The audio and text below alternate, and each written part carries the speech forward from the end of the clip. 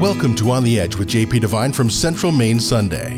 On the Edge with JP Devine Audio is sponsored by Sprague & Curtis Real Estate, the largest full-service real estate brokerage in Central Maine's capital region, selling properties, helping people, getting it done. Visit their website at spragueandcurtis.com. Now here's JP Devine. Don't scare the nuns. Oh, New Year's Eve. Somewhere in the 1940s, Charlie Klein, my brother-in-law, was sitting on our front porch with a shotgun on his lap. Now, in all the counties in Maine, that would go unnoticed. But this would have been an uncommon sight in St. Louis, Missouri. My mother, terrified of firearms, knew it was coming. It came every year. So Mom locked herself in the bathroom. My sister Eileen, Charlie's wife, was in the kitchen making fudge. Imagine someone making fudge at 11:45 on New Year's Eve. But it was what she did every year, and firing off his shotgun at midnight was what Charlie did. Tradition.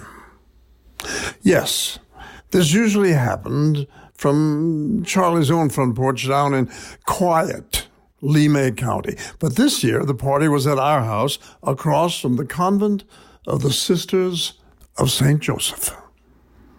My mother was terrified. Don't let him shoot that gun at the convent. He'll scare the nuns.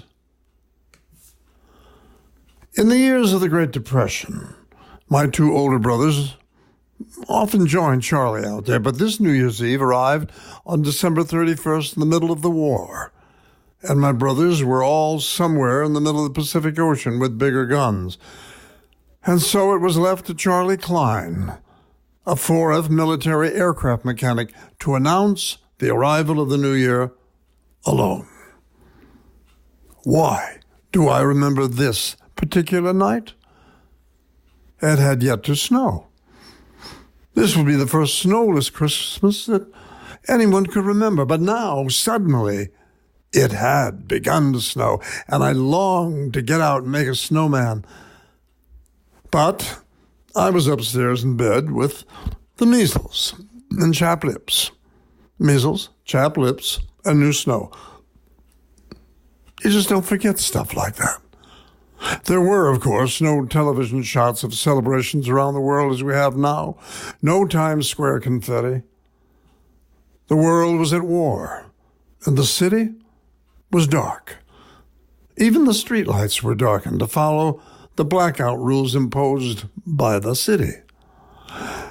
I remember families buying blackout shades and curtains at Woolworth's on South Broadway. And on this night, like all the others that winter, they were drawn. But Charlie, he sat out there on one of our kitchen chairs in his big hunting coat, waiting to fulfill his duty. Since supper, I had sat upstairs in the dark with my blackout shade illegally up, watching the new snow fall and waiting for the blast of Charlie's gun. Everyone in those days had their own traditions. I knew that our cousins, the Bradys and the Martins, would go out on their porch and shout and bang kitchen pots. That was the extent of their noise-making. I knew as well that the firehouse down the block on Michigan Avenue would sound the fire alarm and the sirens on the 4 trucks, and that the church bells all across the city would start ringing. New Year's Eve was the only night the Skeeter O'Neill Saloon would be open that late to accommodate the local firemen and cops who in those days walked their beats, checking store doors and calling in on their bright red call boxes, even in the drifting snow. Bless their hearts.